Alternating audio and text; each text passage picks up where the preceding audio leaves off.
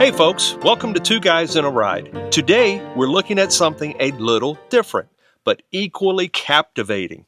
The 1941 Packard Sales Brochure. Now, before muscle cars ruled the road, before post-war chrome exploded across dealer lots, there was Packard.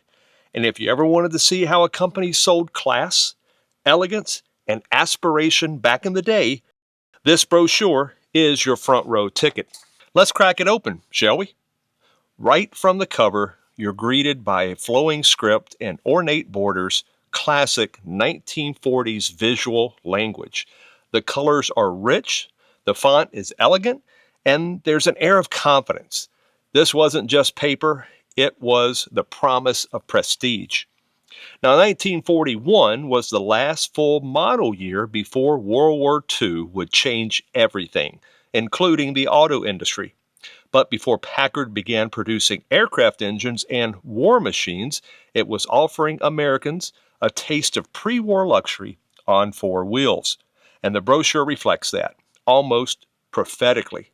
There's a tone of refinement, of optimism, but with that sense that change is just around the corner. The lineup for 1941 was solid. You had the Packard 110 at the entry point, affordable, yet still refined. Move up to the 120 or 160 and you're getting larger bodies, bigger engines, and more appointments. But the real stars, the Packard 180 and the all-new Clipper, Packard's attempt to blend streamlined modernism with stately design. The brochure sells each trim with confidence, highlighting craftsmanship, comfort, and engineering. The pages are drenched in Art Deco elegance. The illustrations aren't just cars on pavement, they're cars floating through imagined dreamscapes of country estates and marble hotels. Look at the dashboards, the grills, the tombstone radio dials. Every detail is meant to feel bespoke.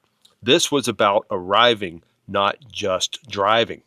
The brochure doesn't get overly technical, but proudly notes Packard's smooth straight 8 engines, whisper quiet operation, and what they called noiseless shifting.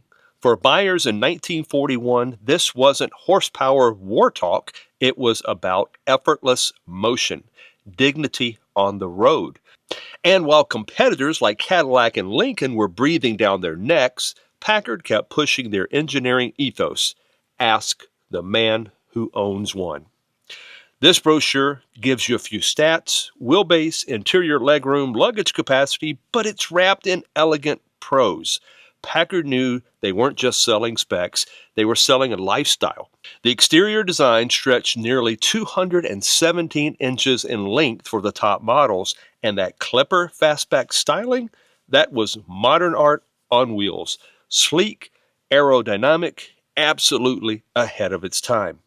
In 1941, Packard produced just over 66,000 units, and that was a healthy number considering the economy still hadn't fully recovered from the Depression. The Clipper alone made up about 16,000 of those vehicles. It was enough to keep Packard competitive for a time, but behind the scenes, storm clouds were gathering, and within a year, production would pivot entirely to the war effort. Today, this brochure is more of a collector's piece. It's a window into a different world. For Packard fans, it's a snapshot of the company at its confident peak.